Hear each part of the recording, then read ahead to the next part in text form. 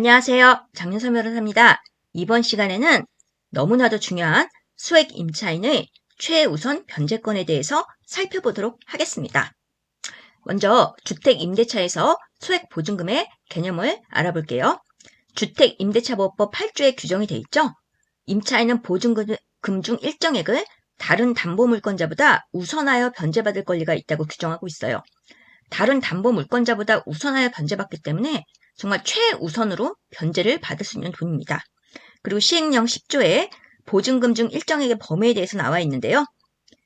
서울특별시 5천, 수도권 정비계획법에 따른 과밀 억제권요. 그러니까 수도권을 얘기하는 거죠. 세종특별자치시, 용인시, 화성시, 김포시 4,300만 원, 광역시, 안산시, 광주시, 파주시, 이천시, 평택시 2,300만 원, 그 밖의 지역은 2천만 원입니다.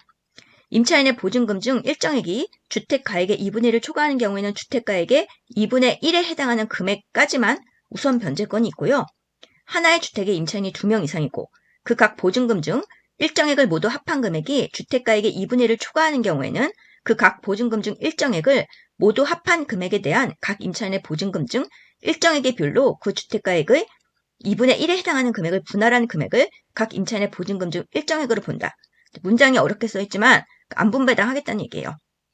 하나의 주택에 임차인이 2명 이상이고 이들이 그 주택에서 가정 공동생활을 하는 경우에는 이들 한 명의 임차인으로 보아 이들의 각 보증금을 합산합니다. 지금 제가 시행령 개정된 일자를 지금 좀 빨간색으로 표시했죠. 지금 선순위 근저당권자와의 관계에 있어서는 이 개정 일자가 중요해요. 이 부분은 나중에 이따가 설명을 다시 드리겠습니다. 시행령 11조에는 우선 변제를 받을 임차인의 범위에 대해서 나와 있는데요. 서울특별시는 1억 5천만 원, 수도권, 세종특별시, 자치시, 용인시, 화성시, 김포시 1억 3천만 원, 광역시, 안산시, 광주시, 파주시, 이천시, 평택시 7천만 원, 그 밖의 지역은 6천만 원으로 돼 있습니다. 지금 이것도 이제 개정 연월이 잘 나와 있으니까 요거를 항상 선순위 근저당권자와의 관계에서는 언제 개정이 되는지 꼭 살펴보셔야 됩니다. 네, 지금 요 시행령에 개정안이 입법 예고가 됐어요. 지금 우선 변제를 받을 임차인의 범위도 1억 5천만 원씩 올리고 보증금 중 우선 변제를 받을 일정의 범위도 500만 원씩 올라갑니다. 지금 현재 입법 예고는 됐는데 아마 시행령이 개정이 되려면 내년 초는 돼야 될 것 같아요. 요거는 참고사항으로 알아두시고요. 상가건물 임대차에도 마찬가지로 소액보증금의 개념이 있습니다. 상가건물 임대차보호법 14조에 다른 담보물권자보다 우선하여 변제받을 권리가 있다고 규정을 하고 있고요. 마찬가지로 시행령 11조, 시행령 6조에는 우선 변제를 받을 임차인은 보증금이 다음 각호의 구분에 의한 금액 이하인 임차인으로 한다 해서 서울특별시 1억 5천만 원, 수도권, 세종특별자치시, 용인시, 화성시, 김포시 1억 3천만 원, 광역시, 안산시, 광주시, 파주시, 이천시, 평택시 7천만 원, 그 밖의 지역 6천만 원을 규정하고 있고요. 시행령 6조는 보증금과 차임이 있는 경우에는 환산한 금액의 합계가 다음 각호의 구분에 의한 금액 이하인 임차인이에요. 그러니까 서울특별시는 6,500만 원, 수도권 5,500만 원, 광역시, 안산시, 용인시, 김포시, 광주시 3,800만 원, 그 밖의 지역 3천만 원으로 되어 있습니다. 여기도 마찬가지로 개정일시가 있으니까 요거 잘 구분해서 확인하셔야 돼요. 이 부분은 제가 이따가 자세히 설명해 드리겠습니다. 그러니까 시행령 7조에는 또 법 14조 규정에 의하여 우선 변제를 받을 보증금 중 일정액의 범위는 다음 각호의 구분에 의한 금액 이하로 한다 해서 서울특별시 2,200만 원, 수도권 1,900만 원, 광역시, 안산시, 용인시, 김포시, 광주시 1,300만 원, 그 밖의 지역은 1천만 원입니다. 주택임대차와 마찬가지로 상가건물 가액의 2분의 1에 해당하는 금액에 한해서 우선 변제권이 있고요. 임차인이 2인 이상인 경우에는 마찬가지로 합산합니다. 그러니까 그 보증금 중 일정액의 합산액이 상가건물의 가액의 2분의 1을 초과하는 경우 그 각 보증금 중 일정액의 합산액에 대한 각 임차인의 보증금 중 일정액의 비율로 그 상가건물의 가액의 2분의 1에 해당하는 금액을 분할한 금액을 각 임차인의 보증금 중 일정액으로 본다. 그러니까 안분배당 하겠다는 얘기예요. 최우선 변제 요건을 살펴보겠습니다. 주택과 상가건물 모두 대항 요건을 갖추면 확정일자 유무와 상관없이 인정돼요. 확정일자는 필요 없어요. 대항 요건만 갖추면 소액 임차인이 되는 겁니다. 주택은 주택에 대한 경매 신청의 등기 전에 주택의 인도와 주민등록을 갖춘 때에 보증금 중 일정액을 다른 담보물권자보다 우선하여 변제받을 수 있고요. 상가 건물은 상가 건물에 대한 경매 신청의 등기 전에 상가 건물의 인도와 사업자 등록 신청을 갖춘 때에는 보증금 중 일정액을 다른 담보물권자보다 우선하여 변제받을 수 있습니다. 소액보증금의 최우선 변제 적용 요건을 볼게요. 지금 대법원 판례도 남아있는데요. 주택임대차보호법상 우선 변제 요건인 주택의 인도와 주민등록의 존속기간의 종기는 민사집행법상 배당 요구의 종기까지입니다. 소액보증금으로서 최우선 변제를 받으시려면 먼저 보증금 X가 소액보증금에 해당해야 하고요. 첫 경매 개시 결정 등기 전에 대항 요건을 갖춰야 하고요. 배당 요구의 종기까지 배당 요구를 하셔야 되고요. 대항 요건은 배당 요구의 종기까지 존속도 해야 됩니다. 수액 임차인들 상호간에는 임대차 계약 성립 전후나 대항 요건 구비의 전후를 묻지 않고 동순위로 배당받아요.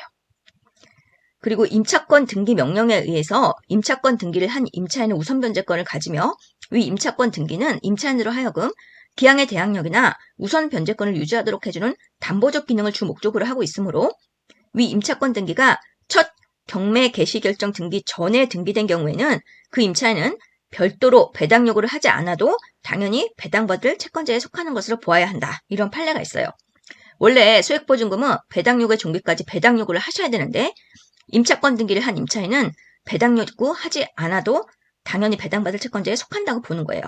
만약 임차권 등기가 첫 경매 개시 결정 등기 후에 등기된 경우라면 이때는 배당 요구 종기까지 배당 요구를 해야 됩니다.